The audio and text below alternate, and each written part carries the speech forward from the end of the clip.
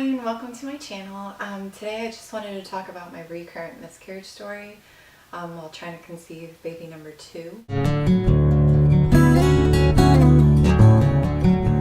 about a year ago I got off birth control and I had noticed when I got off of it that I was spotting before my period started, and normally before this I've never had that. My period just started. It started like 3 to 6 days before my period would start. I would spot, and I just thought this was my period adjusting to being off birth control, and I didn't really think too much about it. And after a few months it just kind of became my norm, so I didn't think anything of it. After about 4 months I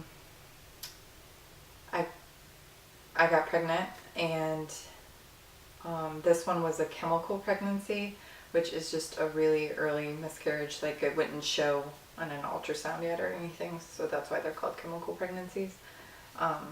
They're just confirmed through blood or urine tests. I took a test and it was faintly positive, and I took a few more and they were faintly positive, and the next day I was just expecting them to darken, and it was completely negative. And then the next day after that I started spotting. I was just very confused. I didn't know what had happened, if was I even really pregnant, I don't know. I was just confused. I was devastated. I didn't understand. So the next month after that I got pregnant again. I started testing at 9 days past ovulation. So I tested 9, 10, and 11, and they were all negative. And at this point I was frustrated, so I was like, you know what, I'm just going to stop testing, wait for my period to come, basically. So normally, like I said, I spot 3 to 6 days before my period. So that month, my period was due on a Wednesday. So around Saturday I should have started spotting, but I didn't. I didn't start spotting until Wednesday, and I had taken the last negative pregnancy test on Monday. So I thought it was kind of weird that I wasn't spotting until my period was due, but I just thought it was a weird cycle. I didn't think anything of it. A few days went by and the spotting almost came to a stop, which normally it would pick up, and I thought that was weird. So I was Googling stuff, and I came across about how days and days and days of spotting before your period might not be a good thing. It could mean like low progesterone or something like that, whereas maybe 1 to 2 days is more normal. And that was the first time I had looked anything up or read anything about it. And then I was like, oh no, I wonder if this could be a problem. I had other symptoms of low progesterone, so I was like, oh, okay, well now I know this, I'll call my doctor's office on Monday and see, what they say about this. But tomorrow I'll take a pregnancy test just to rule that out. So the next morning I took a pregnancy test and it was positive, and I took several more and they were all positive. I started spotting again. So I called my doctor's office, and they said at this point it could go either way, to come in Monday, because this was on a Saturday, to come in Monday to do a blood test to see where it was at. So later that day I started heavily bleeding. So basically I knew my tests were still coming back positive throughout the whole weekend, but they were getting lighter. On Monday I went in, got the blood work done. We just did HCG, not progesterone, which wouldn't have told us anyways. It would have told us it was going down because I was miscarrying. So I think my HCG was like a 6, so it was almost negative. At that point I think I felt less devastated and more angry, like, why is this happening? I just wanted to find out the reason why this has happened twice. I have a 4-year-old daughter who we had no problems conceiving or having, so why am I having problems now? What does this mean, basically? So we just continued trying. My doctor was basically like, if you have a 3rd miscarriage, then we'll do some testing and blood work, yada yada yada. And at first I was like, okay, that's fine, we'll just keep trying. But I just had the feeling that I would miscarry again. So after a while I wasn't okay with that answer anymore, and I just wanted to find out more. So I made an appointment with a RE, fertility specialist, or reproductive endocrinologist. Of course, they're usually there's usually a wait to see them. So I think it was like a 2-month wait or so. So anyways, in the meantime, we tried on our own, and I got pregnant again. And ironically enough, the day I found out I was pregnant was the day of my RE appointment, but the day before they had rescheduled it because he had IVF to do that morning, and they rescheduled it for another month out, and I was very upset about that because I had waited so long for it. But that morning, I took a test and it was positive. So I just called my regular OB and they got me in for blood work. I really wanted to see my progesterone level to see if that was low and if I needed to take progesterone because it wasn't on anything. So my test was really light that morning I took it. Actually, one was negative and one was really light. So I went in and it was a 9. So basically she was like, just come back or just call or whatever when your period starts. Your period will probably start, because I was about 4 or 5 days away from my period. So I was just like, no, I want to come back in a few days and do it again. I think I waited like 3 days, came back, and my progesterone with the 9 was in like 18 or 19. So she said that was good. I came back about 3 days later, I believe, and it had gone up a lot. I think it was like a 94. We didn't take progesterone again. The only time we ever did progesterone blood work was the very first time, and because it was fine, we just didn't take it again. She saw that, she was like, wow, okay, guess you are pregnant. So then I came back a few days later, and it was up to like 500. So it was doubling on time, and they were happy with that.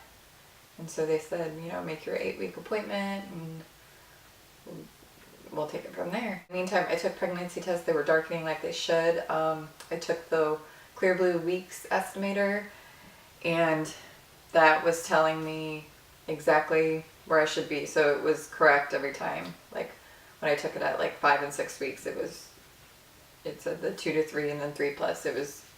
Everything was fine. So I was like, okay, good. My HCG is going up like it should. Yada, yada, yada. Very worried because I wasn't having many symptoms. I did have symptoms like before I got my positive test and soon after that, but they were kind of fading and I wasn't getting sick like I had with my daughter. At 7.5 weeks, I started spotting, and they got me in for an ultrasound that day to check on the baby. And the baby was there with a heartbeat of 155, but the baby was measuring a week behind. And I know exactly when I ovulated, and when I got the positive pregnancy test and blood test, so there's no way I could be off a week or anything like that. They didn't seem too worried about it. They said they were cautiously optimistic, that the baby's so small that measurements can be off, that sort of thing. I just felt like it wasn't a good sign, paired with me not feeling pregnant, really. So they said, just keep your 8-week appointment and come back and we'll recheck the baby. So the next few days, my spotting started picking up, and by the morning of my next ultrasound, which was almost at 8.5 weeks, I was starting to bleed that morning, and I had already prepared myself the days before that for bad news, because I felt like it was going to be bad news. So we went in and found out that the baby had passed away 2 days after the last ultrasound. I knew it was coming, but you can't really prepare yourself for that. And to see from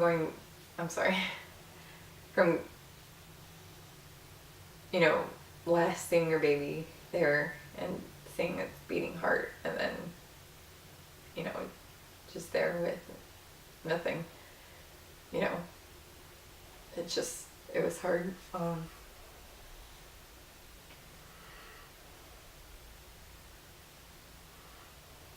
So they did some blood work that day. I don't know all the tests. It was a bunch of tests though, and they all ended up coming back fine. So I decided to make an appointment with the RE again. I had to wait, of course, for that, but that was fine because, I hadn't gone through the actual process of miscarrying. My option was to miscarry on my own or get a DNC, or the pill. So she just told me to go home and think about it. I really wanted the baby tested because this was my third one, and I just felt like maybe something was wrong, and I really wanted that tested. So we were going back and forth between doing it naturally and doing the DNC. I really didn't want to have to do surgery if I didn't need it. My body had already recognized that the baby was gone, that my bleeding was picking up and everything. So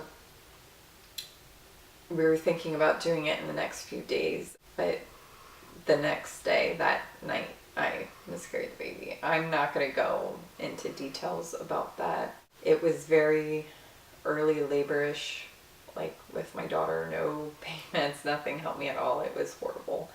And I think doctors don't really tell you what is going to really happen, because I asked her, I was like, I don't want to see anything. Am I going to see anything? No, you won't see anything. Right. I was glad my body did it on its own. I was kind of upset because a big part of me wanted the baby tested and I couldn't do it. I had asked prior if I did miscarry on my own, they still test the baby, and she said no, the environment's not sterile enough, and you might not be bringing in the right things to be tested. So I was very sad that we couldn't get the baby tested. So the next month we went to our RE appointment and they did some more blood work, and I also got a saline ultrasound done, which is similar if you know about the HSG. I think that one's like the dye and x-ray and stuff, but this one's the saline one. Only thing they saw on the saline was he wasn't sure what it was. I hate to use the word meth. I don't know. It was just like there was something there, but he wasn't sure. So I still, at this point, hadn't gotten my first period back since the miscarriage. So he was thinking this will probably shed with your period. It's probably just from the miscarriage.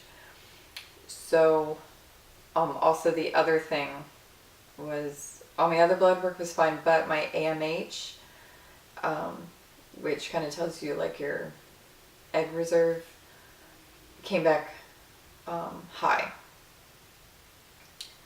I think above a 3 is high. Mine was a 7.6. So when he looked at my ovaries during the saline ultrasound, he saw that I had like 30 follicles or eggs on each side, which he said was like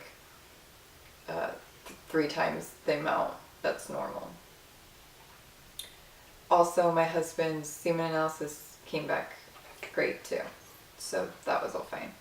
So basically he was like, when your period starts, we'll recheck to make sure whatever we saw is gone, and then we'll go from there. So it came back, got rechecked, it was gone. He thinks it was just like a fluid buildup from the miscarriage, and it was gone. So then we talked about what we could do. Since everything came back normal except just my high egg count, which he said my ovaries were polycystic looking, but I didn't have full-blown PCOS or polycystic ovary syndrome because I didn't meet all the criteria. He just said because I had so many eggs that it was probably poor egg quality. That out of all those eggs, I think I had like 60 at that time. 60 to 70 or something, that probably only 10 were good. So he was thinking I was just repeatedly catching bad eggs and that they weren't healthy, and that's why I was miscarrying them. So he said we had a few options. We could try on our own and just add progesterone in the luteal phase, or we could do Clomid and then check my follicles, assuming they're ready, and then give a trigger shot to induce ovulation, hoping that that would produce a better egg. Also to regulate my cycles, even though my cycles are considered normal, they're between like 26 and 34 days. So they're anywhere between that. I ovulate on a different day every month, my period starts on a different day every month, but they're still considered normal, and I'm still ovulating on my own. So all that was considered normal. The last option, of course, that's very like last resort kind of thing, would be IVF with genetic testing. So we chose to just try it on our own first and add the progesterone in. And so right after the miscarriage, I had ovulated on time, and then I got my period on time. And so I was expecting to ovulate soon after that, and it was over a week late. So I don't think I ovulated till like cycle day 22, which this would have been the latest I'd ever ovulated. Prior, the latest I had ever ovulated was cycle day 17, and I didn't get pregnant. So I was like, let's just try the Clomid next cycle. Although we did that, it didn't work. So I'm about to start my second cycle on Clomid, and hope that this works.